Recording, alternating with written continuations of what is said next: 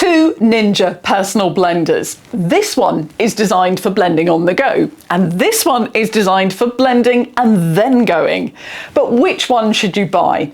In this video, I'll show you how they both compare and do a side-by-side test with protein shakes, fruit smoothies, and iced drinks. So this is the Ninja Blend Boss, which is a mains-powered 1100 watt personal blender. And although it's not going to be to everyone's taste, I happen to love the styling and the colours that it's available in. And my daughter instantly noticed that the design of the tumbler on this is a lot like the cult favourite Stanley Cup. I bought this one, and normally it has a list price of $129.99. The tumbler goes on the motor base upside down, and after blending, you turn the tumbler up the right way, swap the blade for a lid, add the straw that's included, and you're ready to go. And next we have the Blast Max, which is Ninja's most powerful cordless blender. This one was gifted to me by Amazon last year as part of my Prime Days gift box. It sells for around $89.99 in the UK, and it's intended for blending on the go. And so it's battery powered with a 3-hour charging time, and apparently can do up to 25 blends on one charge. The blade is a permanent attachment to the bottom of the tumbler, but the motor base can be detached after you've blended. Ninja also make a cheaper entry-level model called the Blast, which is about half the price.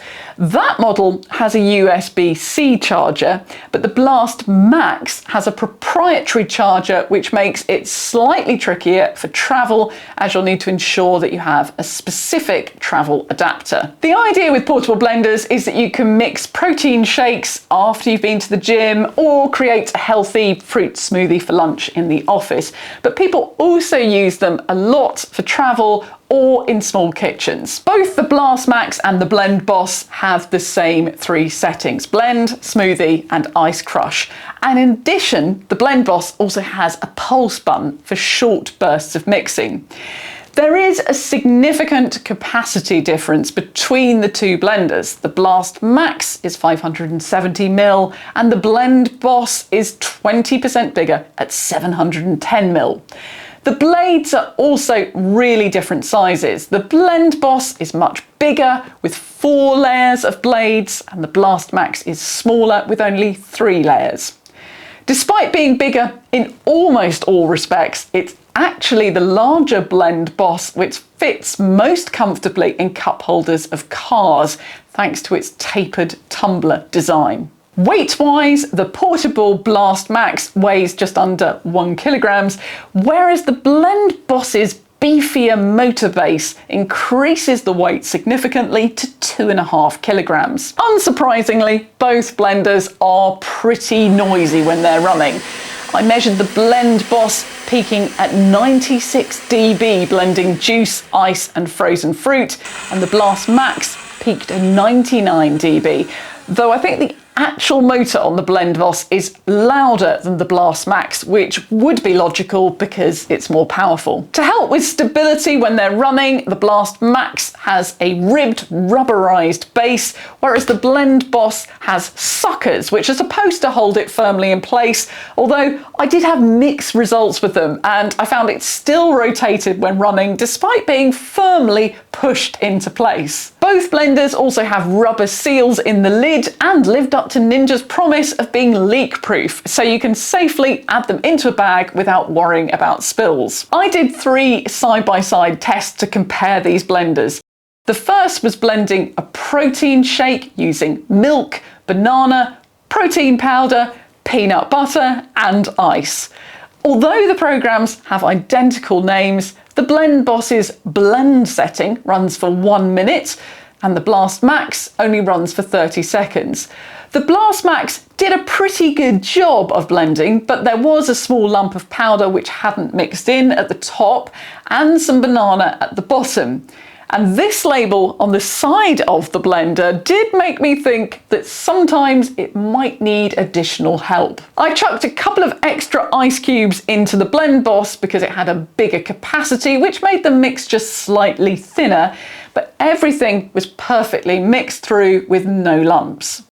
The second test was a fruit smoothie combining kefir with frozen and fresh fruit and some spinach. On the blend setting, the Blast Max ran for 35 seconds, while the Blend Boss ran for 55 seconds.